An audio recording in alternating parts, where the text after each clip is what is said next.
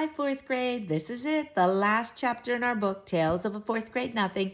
And I think you're really going to like this book and the ending of it. So here we go. Let's read Chapter 10, Dribble. I will never forget Friday, May 10th. It's the most important day of my life. It didn't start out that way. It started out ordinary. I went to school. I ate my lunch. I had gym. And then I walked home from school with Jimmy Fargo. We planned to meet at our special rock in the park as soon as we changed our clothes. In the elevator, I told Henry I was glad summer was coming. Henry said he was too. When I got out at my floor, I walked down the hall and opened the door to my apartment.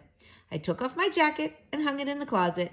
I put my books on the hall table next to my mother's purse. I went straight to my room to change my clothes and check on Dribble. The first thing I noticed was my chain latch. It was unhooked. My bedroom door was open, and there was a chair smack in the middle of my doorway. I nearly tumbled over it. I ran to my dresser to check on Dribble. He wasn't there. His bowl with the rocks and water was there, but Dribble was gone. I got really scared. I thought, maybe he died when I was at school and I didn't know about it. So I rushed into the kitchen and hollered, "Mom, where's Dribble?" My mother was baking something. My brother sat on the kitchen floor banging pots and pans together. "Be quiet," I yelled at Fudge. "I can't hear anything with all that noise." "What did you say, Peter?" my mother asked me. "I said I can't find Dribble. Where is he?" "You mean he's not in his bowl?" my mother asked. I shook my head. "Oh dear," my mother said. "I hope he's not crawling around somewhere. You know I don't like the way he smells. I'm going to have a look in the bedrooms. You check in here, Peter." My mother hurried off. I looked at my brother. He was smiling. "Fudge, do you know where Dribble is?" I asked calmly. Fudge kept smiling. "Did you take him? Did you, Fudge?" I asked, not so calmly. Oh, boys and girls, sorry, these are sticky. Fudge giggled and covered his mouth with his hands. I yelled, "Where is he? What did you do with my turtle?" No answer from Fudge. He banged his pots and pans together again. I yanked the pots out of his hand. I tried to speak softly. "Now tell me where Dribble is. Just tell me where my turtle is. I won't be mad if you tell me. Come on, Fudge, please." Fudge looked up at me. "In tummy," he said. "What do you mean, in tummy?" I asked, narrowing my eyes. "Dribble in tummy," he repeated. "What tummy?" I shouted at my brother. "This one," Fudge said, rubbing his stomach. "Dribble in this tummy, right here." So I decided to go along with his game. "Okay, how did he get in there, Fudge?" I asked. Fudge stood up. He jumped up and down and sang out, "I ate him! Ate him, ate him, ate him!" Then he ran out of the room. My mother came back in the kitchen. "Well, I can't find him anywhere," she said. "I looked in all the dresser drawers and the bathroom cabinets and the shower and the tub and—" "Mom," I said, shaking my head, "how could you?" "How could I what, Peter?" Mom asked.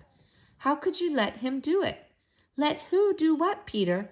Mom asked. "Let Fudge eat Dribble!" I screamed. My mother started to mix whatever she was baking. "Don't be silly, Peter," she said. "Dribble is a turtle." "He ate Dribble!" I insisted. "Peter Warren Hatcher, stop saying that!" Mom hollered. "Well, ask him. Go ahead and ask him," I told her. Fudge was standing in the kitchen doorway with a big grin on his face. My mother picked him up and patted his head. "Fudgy," she said to him, "tell Mommy where Brother's turtle is." "In tummy," Fudge said. "What tummy?" Mom asked. "Mine," Fudge laughed. My mother put Fudge down on the kitchen counter where he couldn't get away from her. "Oh, you're fooling Mommy, right?" "No fool," Fudge said. My mother turned very pale. "You really ate your brother's turtle?" Big smile from Fudge. "You mean that you put him in your mouth and chewed him up like this?" Mom made believe she was chewing. "No," Fudge said. A smile of relief crossed my mother's face. "Of course you didn't. It's just a joke." She put Fudge down on the floor and gave me a look. Fudge babbled, "No chew, no chew, gulp, gulp, all gone turtle, down Fudgy's tummy." Me and my mother stared at Fudge. "You didn't," Mom said. "Did so," Fudge said. "No," Mom shouted. "Yes," Fudge shouted back. "Yes?" Mom asked weakly, holding onto a chair with both hands. "Yes," Fudge beamed. My mother moaned and picked up my brother. "Oh no, my angel, my precious little baby, oh no." My mother didn't stop to think about my turtle. She didn't even give Dribble a thought. She didn't even stop to wonder how my turtle liked being swallowed by my brother.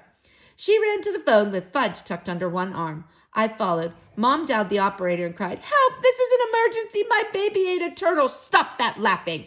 My mother told the operator, "Send an ambulance right away, 25 West 68th Street." Mom hung up. She didn't look too well. Tears were running down her face. She put Fudge down on the floor. I couldn't understand why she was so upset. Fudge seemed fine. "Help me, Peter," Mom begged. "Get me blankets." I ran into my brother's room. I grabbed 2 blankets from Fudge's bed. He was following me around with that silly grin on his face. I felt like giving him a pinch. How could he stand there looking so happy when he had my turtle inside him? I delivered the blankets to my mother. She wrapped Fudge up in them and ran to the front door. I followed and grabbed her purse from the hall table. I figured she'd be glad I thought of that. Out in the hall, I pressed the elevator buzzer. We had to wait a few minutes. Mom paced up and down in front of the elevator. Fudge was cradled in her arms. He sucked his finger and made that slurping noise I like, but all I could think of was Dribble. Finally, the elevator got to our floor. There were 3 people in it besides Henry. "This is an emergency," Mom wailed. "The ambulance is waiting downstairs. Please hurry." "Yes, Mrs. Hatcher, of course," Henry said. "I'll run her down as fast as I can. No other stops." Someone poked me in the back. I turned around. It was Mrs. Rutter. "What's the matter?" she whispered. "It's my brother," I whispered back. "He ate my turtle."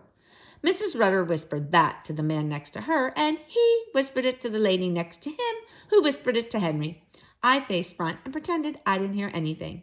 My mother turned around with Fudge in her arms and said, "That's not funny at all." But Fudge said, "Funny, funny, funny, Fudgy." Everybody laughed. Everybody except my mother.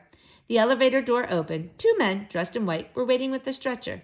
"This the baby?" one of them asked. Yes, it is," Mom sobbed. "Don't worry, lady. We'll be at the hospital in no time." "Come on, Peter," my mom said, tugging at my sleeve. "We're going to ride in the ambulance with Fudge." My mom and I climbed into the back of the blue ambulance. I was never in one before. It was neat. Fudge kneeled on a cot and peered out the window. He waved at the crowd of people that gathered on the sidewalk. One of the attendants sat in back with us. The other one was driving. "What seems to be the trouble, lady?" the attendant asked. "This kid looks pretty healthy to me." "He swallowed a turtle," my mother whispered. "He did what?" the attendant asked. "Ate my turtle, that's what," I told him. My mother covered her face with her hanky and started to cry again. "Hey, Joe," the attendant called to the driver. "Make it snappy. This one swallowed a turtle." "That's not funny," Mom insisted. I didn't think so either, considering it was my turtle. We arrived at the back door of the hospital. Fudge was whisked away by 2 nurses. My mother ran after him. "You wait here, young man," another nurse called to me, pointing to a bench. I sat down on the hard wooden bench. I didn't have anything to do. There weren't any books or magazines spread out like when I go to Dr. Cohn's office. So I watched the clock and read all the signs on the walls. I found out I was in the emergency section of the hospital. After a while, the nurse came back. She gave me some paper and crayons. "Here you are. Be a good boy and draw some pictures. Your mother will be out soon." I wondered if she knew about Dribble, and that's why she was trying to be nice to me. I didn't feel like drawing any pictures. I wondered what they were doing to Fudge in there. Maybe he wasn't such a bad little guy after all. I remember that Jimmy Fargo's little cousin once swallowed the most valuable rock in Jimmy's collection, and my mother told me that when I was a little kid, I swallowed a quarter. Still, a quarter's not like a turtle. I watched the clock on the wall for an hour and 10 minutes. Then a door opened, and my mother stepped out with Dr. Cohn. I was surprised to see him. I didn't know he worked in the hospital. "Hello, Peter," he said. "Hello, Dr. Cohn. Did you get my turtle?" "Not yet, Peter," he said, "but I do have something to show you. Here are some x-rays of your brother." I studied the x-rays as Dr. Cohn pointed things out to me. "You see," he said, "there's your turtle right there." I looked hard. "Will Dribble be in there forever?" I asked. "No, definitely not. We'll get him out. We gave Fudge some medicine already that should do the trick nicely." "What kind of medicine?" I asked. "What kind of trick?"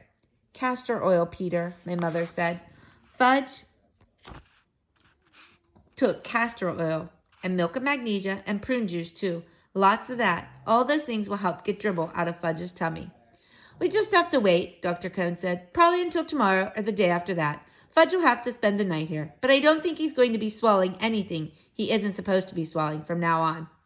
"How about Dribble?" I asked. "Will Dribble be all right?" My mother and Dr. Cohn looked at each other.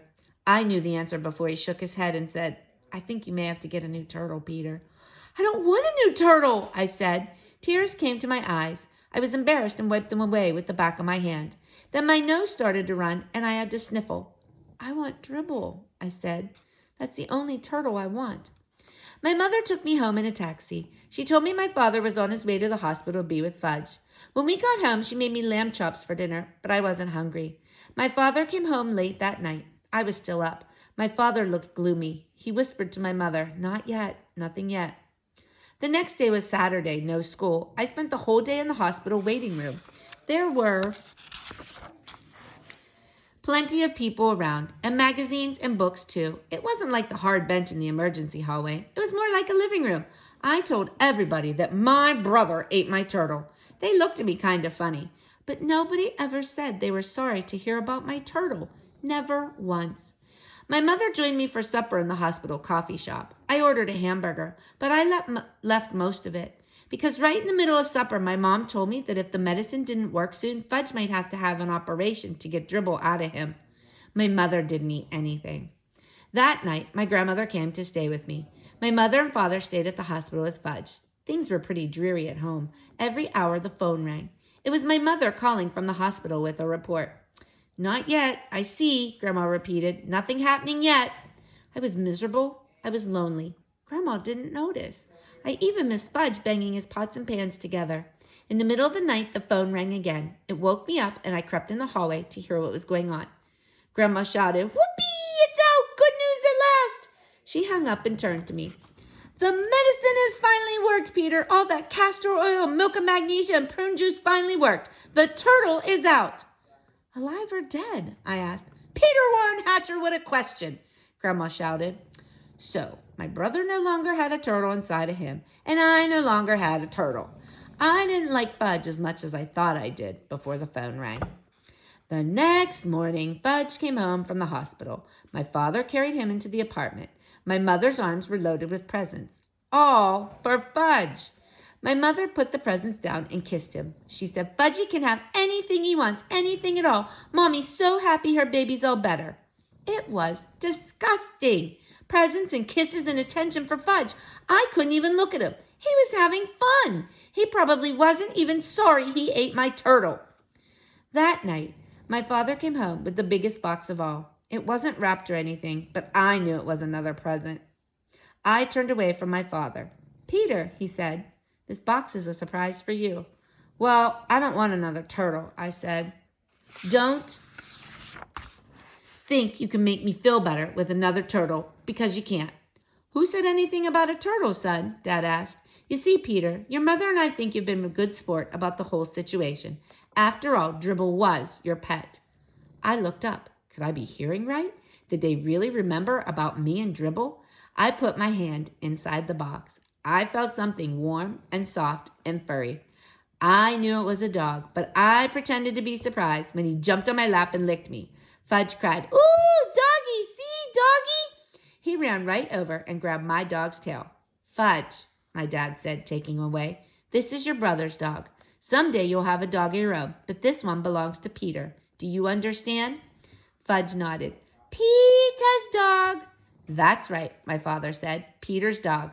Then he turned to me. And just to be sure, son, he said, we got a dog that's going to grow quite big. Much too big for your brother to swallow.